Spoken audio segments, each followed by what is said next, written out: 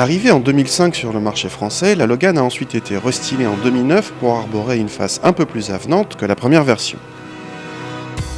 Son point fort, c'est son prix. La Logan démarre en effet à 7 600 € en version de base. Notre modèle d'essai est plus cher puisqu'il s'agit d'un diesel en finition intermédiaire ambiance. Son prix, 10 400 € hors option.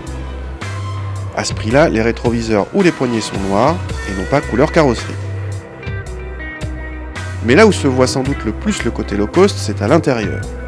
On est plus habitué à trouver une planche de bord au design aussi simple avec des plastiques durs partout.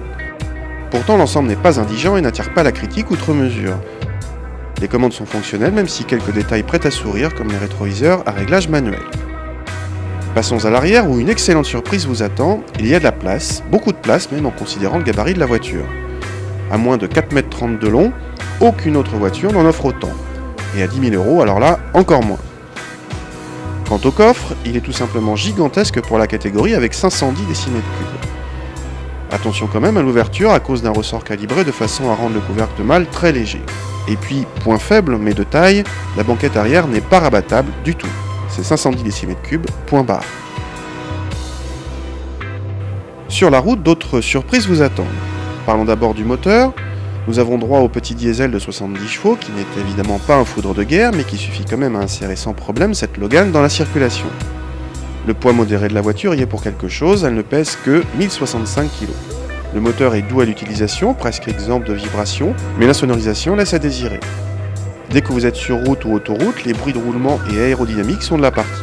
Dommage car le confort des suspensions, lui, est royal, en tout cas pour ce qui concerne la filtration. En revanche, les mouvements de caisse sont relativement importants, ce qui nuit au comportement routier.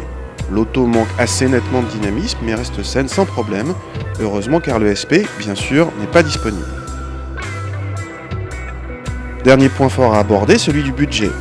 Certes, l'équipement est pauvre et il faut piocher dans les options pour obtenir la climatisation ou l'autoradio, mais vous pouvez mettre toutes les options que vous voudrez, vous resterez toujours à un prix imbattable. En plus, cette Logan a le bon goût de se montrer sobre et vous donne même droit à un bonus écologique de 500 €. Une familiale spacieuse et confortable pour un budget aussi réduit à l'achat comme à l'usage, c'en est presque incroyable.